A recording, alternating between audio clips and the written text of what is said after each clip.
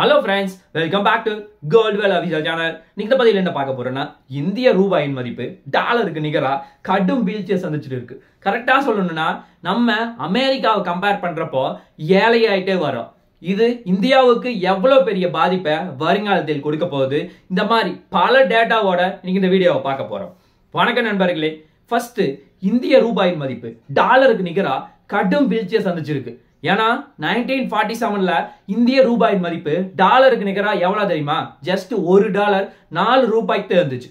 ஆனா இன்னைக்கு அப்படியே டோட்டலா சேஞ்ச் ஆகி 87.29 பைசா அளவுக்கு மிகப்பெரிய உச்சத்தை தொட்டிருக்கு. ஆக்சுவலா இது லாஸ்ட் வீக் கம்பேர் பண்ணும்போது கிட்டத்தட்ட 1.3% அளவுக்கு அதிகமாயிருக்கு. இது இந்தியாவுக்கு ஒரு மிகப்பெரிய தலைவலியா மாறிட்டு வருது. ஆக்சுவலா இந்த அளவுக்கு டாலர் வீழ்ச்சியை சந்திக்கிறதுக்கு என்னதான் முக்கியமான காரணம் அப்படின்னு சொல்லி சின்ன அனலைஸ் பண்ணி பார்க்கும்போது ரெண்டே விஷயம் தான். ஒன்னா இம்போர்ட் விசஸ் எக்ஸ்போர்ட். எக்ஸ்போர்ட் குறைவா பண்றோம், இம்போர்ட் அதிகமா பண்றோம். அதுவும் மட்டும் இல்லாம ரீசன்ட் டைம்ல டொனால்ட் ட்ரம்ப் அவர்கள் நிறைய டாக்ஸ அண்டை நாடுகளுக்கு போட்டார். அதுவும் முக்கியமா கனடா மற்றும் மெக்சிகோ ரெண்டு பேருக்கும் 25% டாக்ஸ் போட்டாரு. அதன் பிறகு சைனாவுக்கு 10% டாக்ஸ் போட்டார். இவர்கள் 3 நாடுகள் தான் அமெரிக்காவுக்கு அதிகமான பொருட்களை இம்போர்ட் பண்ணிட்டு இருக்காங்க. அதனால அமெரிக்கா என்ன நினைச்சாங்க, அமெரிக்கா நாங்க டெவலப் ஆகணும், நாங்க சொந்தமா உருவாக்கணும், நீங்க அதிகமா எங்களுக்கு இம்போர்ட் பண்ணீங்கன்னா நாங்க எப்படி டெவலப் ஆகுது அப்படின்னு நினைச்சுக்கிட்டு அவர் டாக்ஸ் போட்டார். அதே மாதிரியே இப்ப பதிலுக்கு கனடா டாக்ஸ் போட்டிருக்காங்க. அவர்கள் கிட்டத்தட்ட 10 to 15% டாக்ஸ் போட்டிருப்பதாக சொல்லப்படுகிறது. ஆக்சுவலா இந்த பாதிப்பு உலகத்துல இருக்க எல்லா நாட்டுக்குமே ஒரு மிகப்பெரிய பாதிப்பா இருக்கு. ஆக்சுவலா சாதாரண மனுஷன்ல இருந்து பிரைம் மினிஸ்டர்ல இருந்து பல பேருக்கு இது ஒரு மிகப்பெரிய பிரச்சனையா மாறிட்டு வருது. இதனால நிறைய சிச்சுவேஷன் எல்லாத்தையுமே ஒவ்வொரு கவர்மெண்ட்டும் மாத்திட்டு வர்றாங்க. ரீசன்ட் டைம்ல சீனா ஒரு மிகப்பெரிய வீழ்ச்சியை அமெரிக்கானால சந்திச்சது. அதற்காக சீனா இப்போ ஒரு முக்கியமான திட்டத்தை தீட்டிருக்காங்க. அவர்கள் WTO அப்படின்னு சொல்லப்படக்கூடிய வேர்ல்டு ட்ரேட் ஆர்கனைசேஷனிடம் முறையிட போறாங்க. ஆக்சுவலா இது எதற்காகனா, இவர்களிடம் முறையிட்டோம்னா நீங்க WTOல மெம்பரா இருந்தா ரெண்டு நாட்டுக்கும் ட்ரேட் கரெக்டா நடக்கல, திடீர்னு ஏதாவது பிரச்சனை பண்ணாங்கன்னா இவர்களிடம் முறையிட்டா அவர்கள் சுமூகமாக தீர்த்து வைப்பாங்க. ஆக்சுவலா இதற்கான விடை கூடிய விரைவில் கிடைக்க போகுது. அதே மாதிரியே இந்தியா ஏன் இவ்வளவு பெரிய சிச்சுவேஷன், மோசமான சிச்சுவேஷன்ல இருக்காங்க அப்படின்னு பார்த்தா, நம்ம எக்ஸ்போர்ட் அதிகமா பண்றது கிடையாது, இம்போர்ட் பண்றதை விட.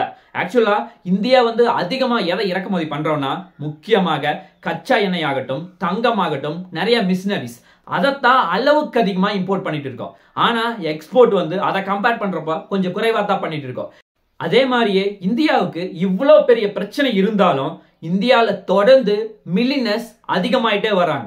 அதுவும் முக்கியமா உலகத்துல இருக்க அமெரிக்கா, சீனாவுக்கு அடுத்தபடியா 3வது நாடா தான் இந்தியா பில்லியனர்ஸ் லிஸ்ட்ல இருக்கு. ஆக்சுவலா நீங்க ஒரு பில்லியனர் ஆகணும்னா கிட்டத்தட்ட 1 பில்லியன் உங்களிடம் இந்திய ரூபாய் அசையும் மற்றும் அசையா சொத்துக்கள் இருந்தால் நீங்களும் இந்திய நாட்டில் பில்லியனராக மாற வாய்ப்பு இருக்கு.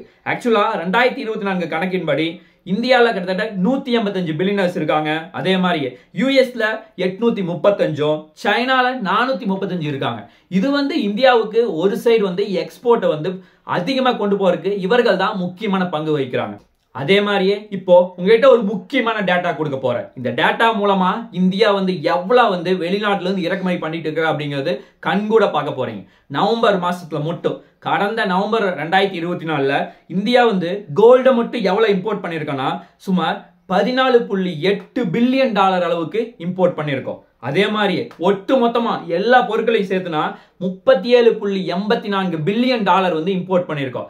ஆக்சுவலா இது 2024-23 கம்பேர் பண்ணும்போது 27% அதிகமா பண்ணிருக்கோம். அப்போ எந்த அளவுக்கு இந்தியா தங்கத்தின் மீது அவ்வளவு மோகம் இருக்குது அப்படிங்கறத நீங்க கண்கூட பாப்பீங்க. அதே மாதிரியே என்கிட்ட இன்னொரு முக்கியமான டேட்டா இருக்கு. இந்த டேட்டா எதுக்காகனா, இந்தியா எவ்வளவு இம்போர்ட் பண்றோம், அதே மாதிரி நம்ம எவ்வளவு எக்ஸ்போர்ட் பண்றோம் ரீசன்ட் டைம்ல. அதுவும் முக்கியமா 2024ல நவம்பர் மாசம் மட்டும் இந்தியா எவ்வளவு எக்ஸ்போர்ட் பண்ணிருக்கோம்னா சுமார் 536 பில்லியன் நம்ம இம்போர்ட் பண்ணிருக்கோம். அதே மாதிரியே இந்தியா எவ்வளவு எக்ஸ்போர்ட் பண்ணிருக்கோம்னா நவம்பர் 2024ல மட்டும் சுமார் 536 பில்லியன் எக்ஸ்போர்ட் பண்ணிருக்கோம். ஆனா இம்போர்ட் அடவட பல மடங்கு இம்போர்ட் பண்ணிருக்கோம். கரெக்டா சொல்லணும்னா 619 பில்லியன் இம்போர்ட் பண்ணியிருக்கோம். அப்படிங்கிறப்ப நம்ம சிச்சுவேஷன் எந்த அளவுக்கு இருக்குன்னு நீங்களே யோசிச்சு பாருங்க. அதே மாதிரியே இந்தியா வந்து அதிகமா எந்த நாட்டுல இருந்து இம்போர்ட் பண்றாங்கன்னா முக்கியமாக China, US, Russia, UAE, Iraq. இப்போ இந்தியா வந்து கச்சா எண்ணெய் வந்து அளவுக்கு அதிகமா, ஏன்னா நம்ம நாட்டினுடைய மக்கள் தொகை 140 கோடிக்கு மேல இருக்கு. எல்லாரும் வந்து மேக்சிமம் பெட்ரோல் டீசல் வெஹிக்கிள் தான் யூஸ் பண்றோம். அதை கண்ட்ரோல் பண்ணா மட்டும்தான் கச்சா எண்ணெயினுடைய தேவையை கண்ட்ரோல் பண்ண முடியும். அதற்காக தான் இப்ப நிறைய மாற்று வழியை இந்தியா யோசிச்சுட்டு இருக்காங்க. அதுவும் முக்கியமா ரீசெண்ட் டைம்ல எலக்ட்ரிக் வெஹிக்கிள் ஆகட்டும், பேட்டரி வெஹிக்கிள் ஆகட்டும், ஆல்டர்னேட் ஃபியூல்ஸ் எல்லாத்தையுமே வந்து இப்பதான் டெவலப் பண்ணிட்டு இருக்காங்க. அதே மாதிரி இந்த வருஷ பட்ஜெட்லயும் நம்ம எலக்ட்ரிக் வெஹிக்கிளுக்காக நிறைய சப்சிடியை அதிகம் பண்ணியிருக்காங்க. இது இந்தியாவினுடைய வளர்ச்சியை வந்து கொஞ்சம் கொஞ்சமா தான் அதிகரிக்க முடியும் அப்படிங்கிற ஒரு மிகப்பெரிய நம்பிக்கையை கொடுக்குன்னு தான் சொல்லலாம். அதே மாதிரியே நம்ம இவ்வளவு பேசணும், நம்ம இம்போர்ட் எக்ஸ்போர்ட்னால மட்டும் இந்தியாவினுடைய ரூபாய் மதிப்பு வீழ்ச்சியை சந்திக்குதான்னு கேட்டா நிச்சயமா கிடையாது. நிறைய ஃபேக்டர்ஸ் இருக்கு. அதுவும் முக்கியமா FII அப்படின்னு சொல்லப்படக்கூடிய ஃபாரின் இன்ஸ்டிடியூஷனல் இன்வெஸ்டர். ஆக்சுவலா நிறைய பேர் வந்து ஃபாரின்ல இருந்து இந்தியாவினுடைய ஷேர் மார்க்கெட்ல இன்வெஸ்ட் பண்ண வந்திருந்தாங்க. அதுவும் முக்கியமா இப்ப ரீசன்ட் டைம்ல எல்லாரும் இந்தியாவில இருந்து பங்கு சந்தையில இருந்து வெளியேற ஆரம்பிச்சிருக்காங்க. அது முக்கியமான காரணம், ட்ரம்ப் வந்து இப்ப பதவி ஏற்றதுக்கு அப்புறம் நம்ம இங்க இருந்தோம்னா ரொம்ப சிரமம், ஏன்னா மற்ற நாடுகள் எல்லாத்துக்குமே டாக்ஸ் அதிகமா போறாரு, அதே மாதிரியே நிறைய பிரச்சனை கொடுத்துட்டு இருக்காரு, அதனால மற்ற நாடுகள் எல்லாமே வளராது, நம்ம சொந்த ஊருக்கே போயிடலாம்னு சொல்லிட்டு நிறைய பேர் வந்து தன்னுடைய இன்வெஸ்ட் பண்ணது எல்லாத்தையுமே வெளியிட்டு இருக்காங்க. அதுவும் முக்கியமா இந்தியால ஜனவரி 2025 மட்டும் 66,000 கோடி வந்து அவர்கள் எல்லாத்தையும் வெளியெடுத்துட்டு அவங்க சொந்த ஊருக்கே போயிருக்காங்க. ஆக்சுவலா ஃபாரின்ல இருந்து இந்தியாவுக்குள்ள இன்வெஸ்ட் பண்ண வந்திருந்தாங்கன்னா எல்லாருமே டாலர் தான் வந்து இன்வெஸ்ட் பண்ணுவாங்க. பட் அவங்க வெளியே போகும்போது, டாலர் வெளியே எடுத்துட்டு போகும்போது இந்தியாவினுடைய ரூபாய் மதிப்பு கடும் வீழ்ச்சியை சந்திக்கும். அதுதான் ஒரு முக்கியமான ஒரு விஷயமா பார்க்கப்படுது. அதே மாதிரியே சைனா வந்து அவர்களும் இந்த மாதிரி கடும் வீழ்ச்சியை ஒரு காலத்துல பொருளாதாரம், அதாவது ரூபாய் மதிப்பு, அவர்களுடைய ரூபாய் மதிப்புல கடும் வீழ்ச்சியை சந்திச்சாங்க. பட் அவர்கள் ஒரு முக்கியமான மெத்தடை ஃபாலோ பண்ணி ஸ்டிமுலஸ் பேக்கேஜ் அப்படின்னு சொல்லப்படக்கூடிய அந்த மெத்தடை ஃபாலோ பண்ணி வீழ்ச்சியிலிருந்து மீண்டு வந்தது குறிப்பிடத்தக்கது. அதே மாதிரி தான் இந்தியா இந்த மாதிரி ஒரு சூப்பரான மெத்தடை ஃபாலோ பண்ணா மட்டும்தான் நம்மளும் வீழ்ச்சியிலிருந்து மீள முடியும் அப்படின்னு சொல்லி நம்புறாங்க. அதே மாதிரியே இந்தியாவினுடைய ஜிடிபி ரீசன்ட் டைம்ல ஒரு 8 to 10% அளவுக்கு வரவே கிடையாது. ஏன்னா நம்ம 2019 முடிஞ்சதுக்கு அப்புறம் கொரோனா வைரஸ் வந்தது. அதன் பிறகு 2020 இந்தியாவினுடைய ஜிடிபி வந்து போன வருஷத்தை கம்பேர் பண்ணும்போது, அதாவது 2018 to 19 கம்பேர் பண்ணும்போது கிட்டத்தட்ட 7.3% டவுன் ஆச்சு. அதன் பிறகு இந்தியா வந்து நிறைய வந்து பொருளாதார கொள்கையில மாற்றம் கொண்டு வந்தாங்க. அதனால அடுத்த வருஷம், அதாவது 2021 இருந்து 2022 சுமார் 8.9% வந்து அதிகமாச்சு. சரி, இந்தியா வந்து டெவலப் நோக்கி தான் போயிட்டு இருக்கு அப்படின்னு சொல்லி நம்ம பார்த்தா அதன் பிறகு மீண்டும் வீழ்ச்சியை சந்திக்க ஆரம்பிச்சிருக்கு. கரெக்டா சொல்லணும்னா 2022 இருந்து 23 வரைக்கும் 7.2% இந்தியா வந்து வளர்ச்சியை நோக்கி போக ஆரம்பிச்சது. பட் அதன் பிறகு 2024 to 2025 இந்த வருஷம் 6.4% தான் வளர்ச்சியை சந்திச்சிருக்கு.